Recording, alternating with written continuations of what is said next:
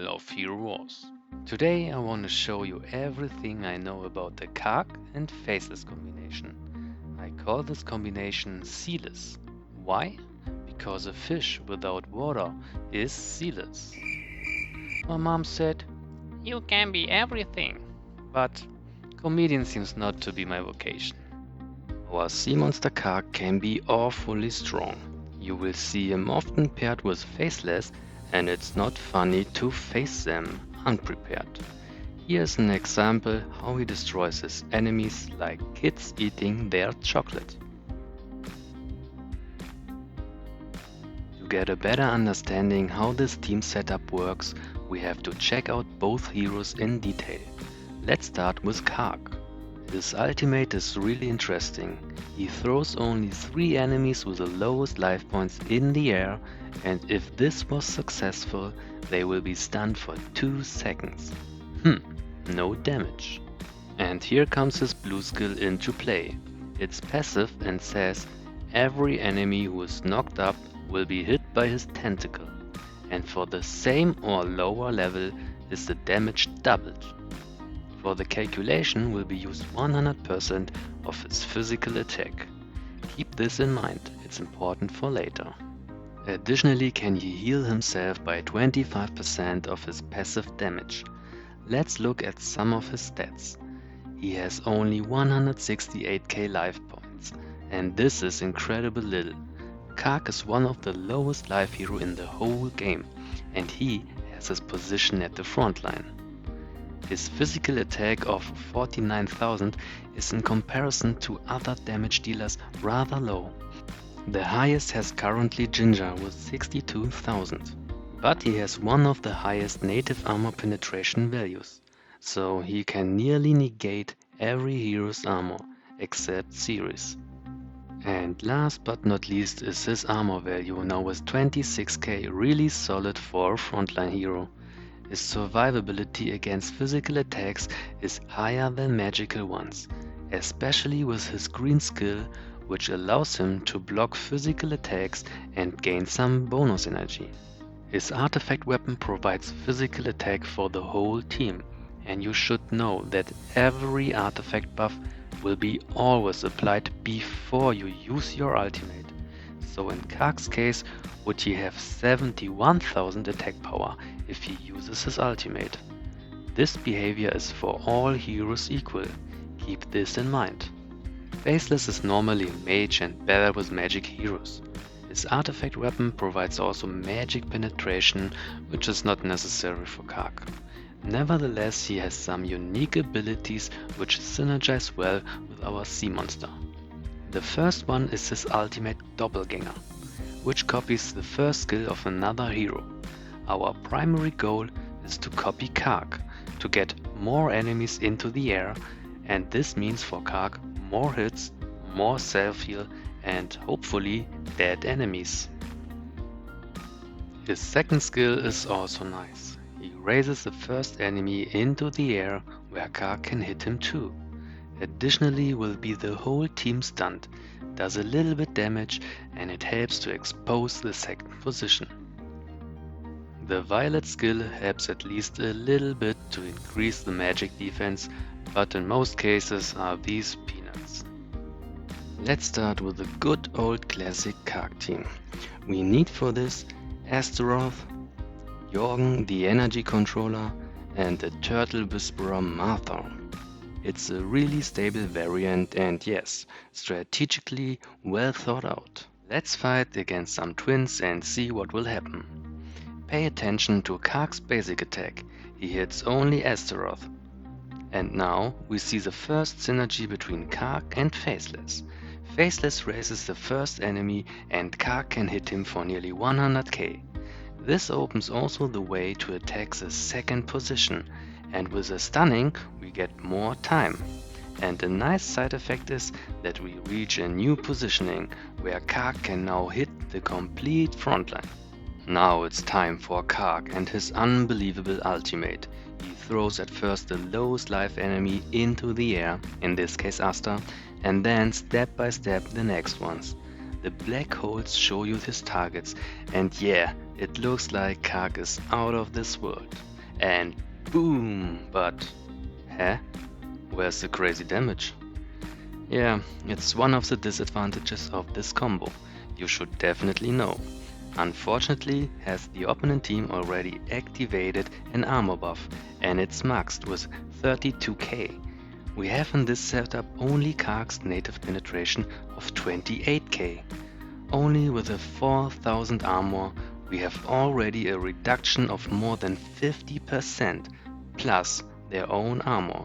If we calculate with additional 10k, then we have a reduction of over 80%, and the rest of the damage is absorbed by Helios Guardians. But this was good, because we haven't applied Jorgen's energy curse yet, and now Lars and Krista's energy bar are not completely loaded, and we can freeze it now.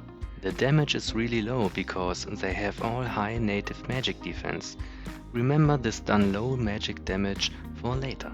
Here we see Jorgen's special skill Leper. It's probably the most controversial skill in the game. All physical damage will be redirected to the last enemy. It can be good, it can be bad. Let me know your opinion to this and write it in the comments. Now, Faceless copies Jorgen's ultimate, which is also a great choice. He extends the energy freeze until Jorgen does it again, and this is a great synergy effect between them. Furthermore provides Faceless the magic penetration, which helps now. His damage is in comparison to Jorgen really big. Of course, it's a level 240 skill, but the key is the penetration. Jorgen benefits by this buff too, and under same conditions, except the penetration, do we see a 4 times bigger hit. Finally, we have the perfect conditions for some kills. No armor buff and low enemies, but the Leper skill shifts the whole damage into Helios, although he's dead. And this strange behavior with a Leper is definitely shit. Keep in mind, Leper redirects the damage even to reviving heroes. I've explained the resurrection behavior in my energy video.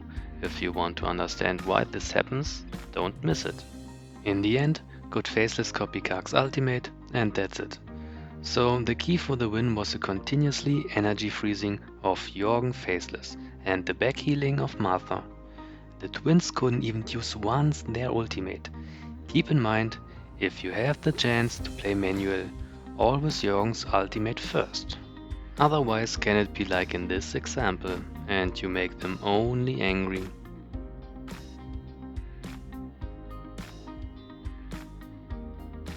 Let's watch our fight without interruptions again and try to see everything I've explained.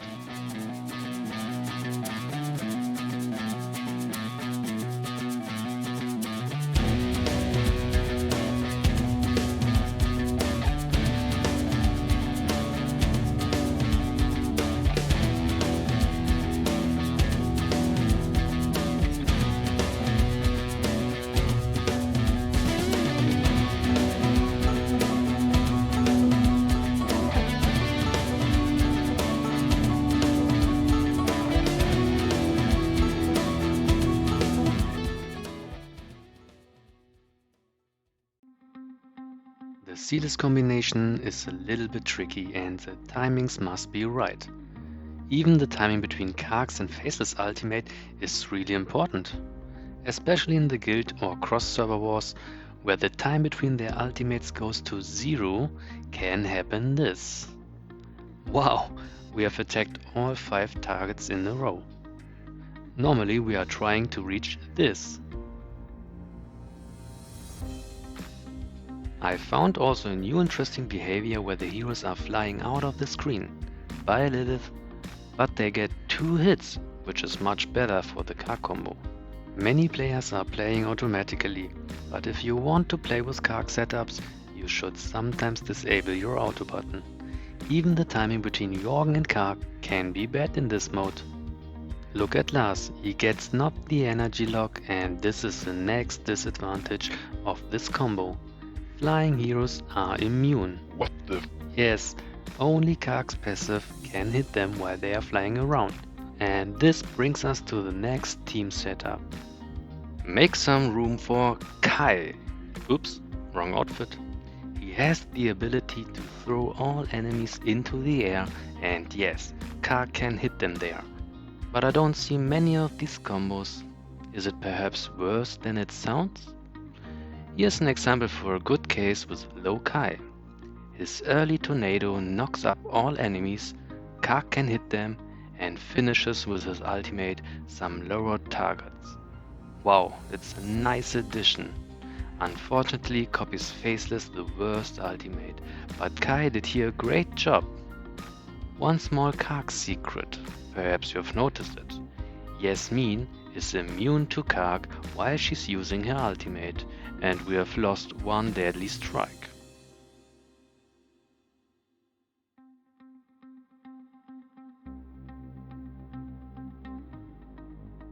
Perhaps it was only good because of the low Kai. Let's check out the 450k team. The pressure on the middle is because of Kira Lilith high, and Kai drops fast, and boom! Wow, great timing. We reach here already 170k damage per hero, and Kark is just starting to use his ultimate. And in this combo we have increased the synergy between our caster.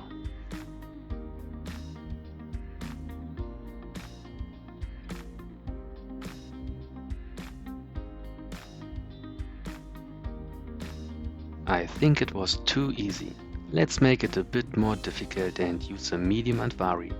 He protects the behind enemies from being knocked up, and this is for Kark always bad. But he cannot protect himself, and Kai helps here to get him down. Even if Kark dies, we have a strong magic combo left. Faceless does now 90k with a copy of Jorgen's ultimate, and together they can finish their job. I would say we have in this constellation more options, and in my opinion is this a really funny Kark combo. I like it.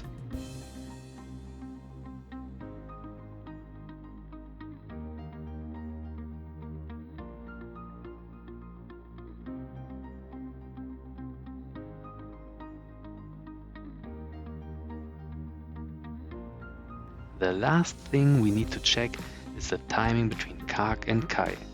I found a perfect example where the timing is great.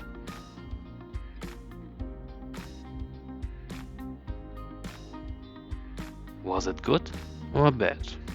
It's so fast. We need to watch it again step by step. And this is the point where Kark chooses his targets, and we see Galahad and Astaroth are already in the air. I've checked the health bars, and Astaroth has the lowest life, then Yasmin, and then Kira. Yasmin is now knocked up by Kai. She gets one hit, and we see the black portal under her, and boom, yes, second hit. Kira is also lifted up by Kai and gets her first hit, and also her second. It's interesting that Kark's last target is Jorgen, so the highest priority for Kark's targeting are enemies on the ground. Keep that in mind, but in the end he gets at least his 2 hits. What should we keep in mind now? Using Kai's ultimate before Kark's using his works fine. The targeting is a little bit unpredictable, but we can hit in total 8 times, and that's great. What about if we change the order? Let's check it out. I'm really excited if it works, because we have learned flying enemies are immune, except to Kark's passive.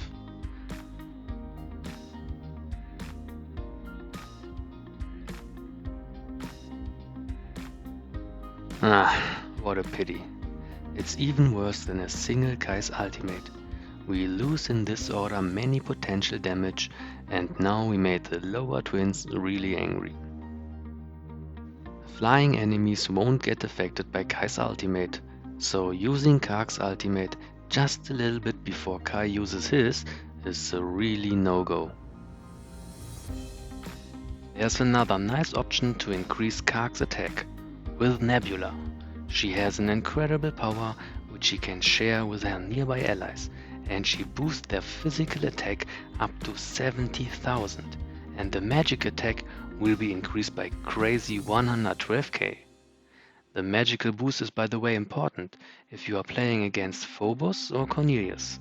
They have abilities which chooses the target with the highest magic attack, and it can be even Kark with Nebula's boost. Generally we have every second attack with the boost, and we start with a normal basic attack, which does here about 45k. The second one hits already much harder, but the great synergy effect is with the first race of Faceless. Boom! It's a maxed Corvus and he is already dead. And the best thing is, he couldn't use his ultimate, so no armor buff and Kark gets the 30% killing energy. Unfortunately, is the timing between Kark's ultimate and Nebula's boost not that predictable.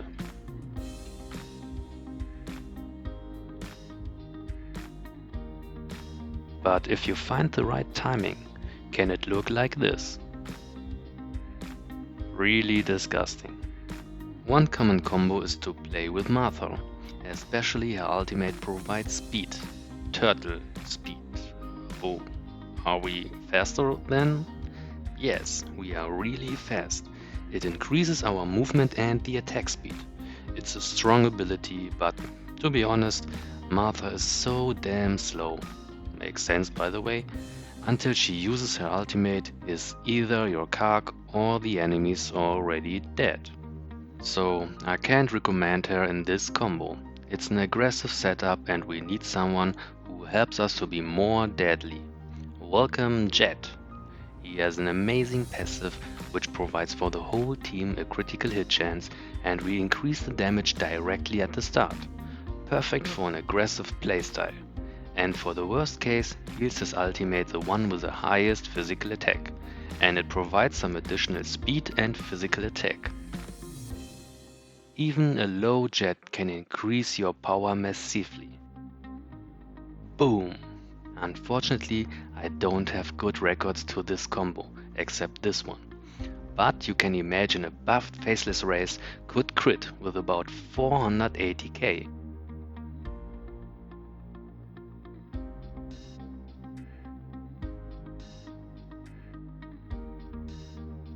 And this last hit was unbuffed, so here are missing unbelievable 280k.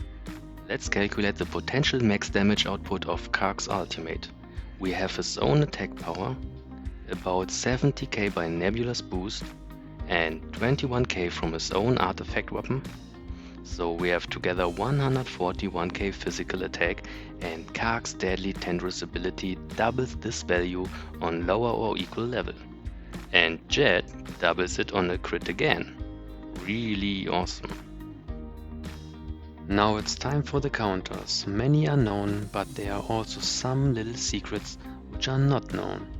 Let's start with the probably most popular counter. Andvari, the Stone Tree. He was introduced in the year 2019 and perhaps to stop Kark's and the twins' great power. His green skill blocks knock-up or displacing effects, and this is a really hard counter to Kark. You can even see Andvari's ability on the heroes he's protecting. If Kark uses his ultimate, then the roots are growing and hold the heroes on the ground, but only the behind allies. Corvus is here in front of him and is not protected, and Andvari can't protect himself. With his dead, will the rooting disappear too?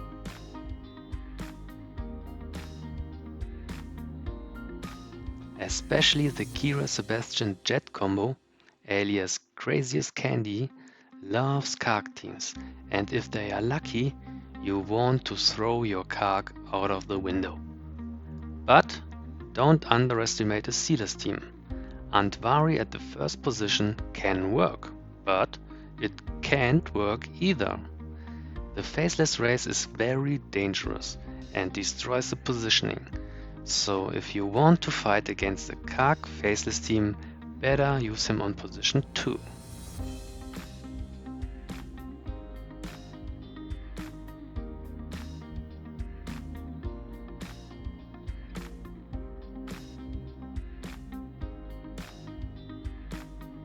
Kark's position at the front makes it easier for some soft counters, like King Mao and Fox. They have an ability to blind the front line.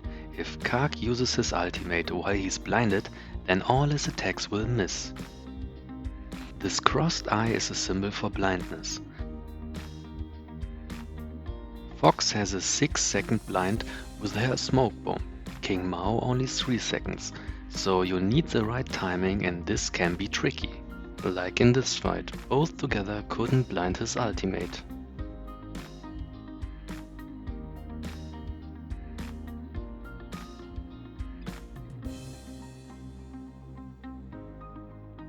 And the last blinder is Artemis, but she blinds generally everyone. Two interesting counters are Elmir and Morrigan. They can summon clones or skeletons with not many life, and yes, Kark targets them. Especially the Elmir Daredevil combos are strong against Kark teams.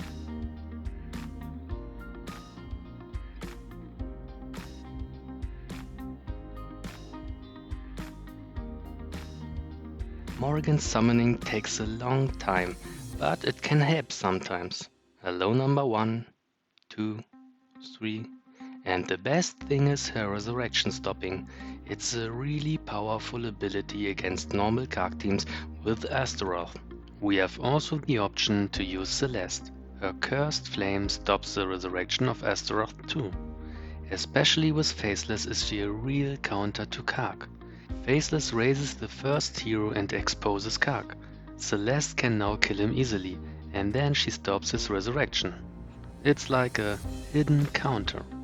But Celeste has another counter possibility, which is more like a secret. Her sphere blocks any debuff, and Kark's knock-up effect will be cancelled. Look at Lian, she has an active sphere and doesn't fly. The next counter is Satori. Whenever Kark blocks with his shield, he gains some bonus energy, and Satori loves it. He applies then 9 Foxfire marks for each block. Together with Jorgen's shield is this a big feast for him.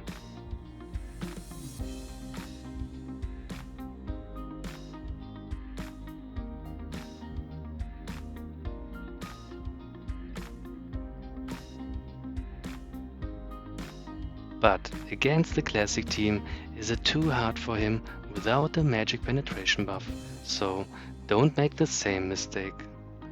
If you want to play against the Satori, you should know the next little secret. While he's using his ultimate, he is completely immune to your knock-up effect. Wow!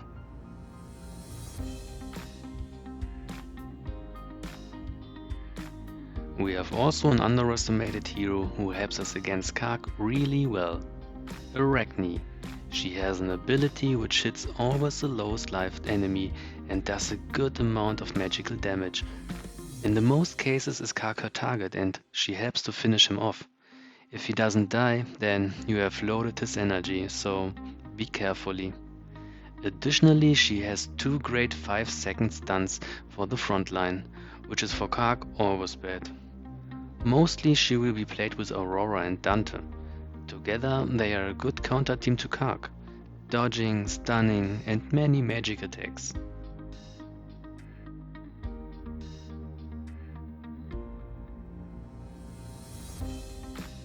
We have many counters and ways to beat Kark. The longer you play this game, the harder it will be for Kark to be successful.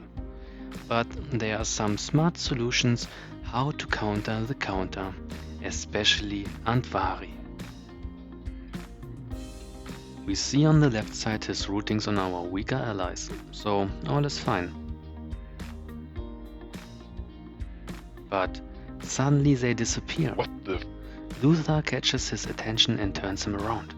If you watch closer, you will see Corvus with a protection, and Kark can now do his job, and we learn we have to take the wording of behind enemies literally. The other option is to use Lars. His tornado blows only Andvari and the heroes in front of him away, and the routing disappears for the rest. If the timing is great, then you have avoided his protection, but it needs a little bit luck. I've never seen a Kark combo with Darkstar, but she has also the ability to turn the nearest enemy around. Especially for tanking Andvaris is this a great option. The Sealess combination is definitely strong but has also many problems and counters. The timing is here really important and playing automatically makes it not easier. At the beginning he shines really well because a strong Kark kills lower enemies with one strike. But at the end he can't kill any full life hero alone with his ultimate and then you have loaded their energy. Additionally, you will always fight against full armor artifact buffs. Keep this in mind before you start to upgrade him. But Kark has many potential. We get more and more races and he has none. He's a negator of the galaxy and with Jabba's galaxy sale we will probably see them together. The story of Judge and Nebula are linked with Kark, so they have to be in the same race. And then we have the new hero Amira. She looks like a Jinn for me and she's probably blue too. She has to be in this team. Only Jabba's color doesn't fit. Voila! Creators and negators. Jabba takes here surely the role of the food negator. I'm excited how this race will be and of course I hope you've enjoyed this video and I wish you all the best. Peace!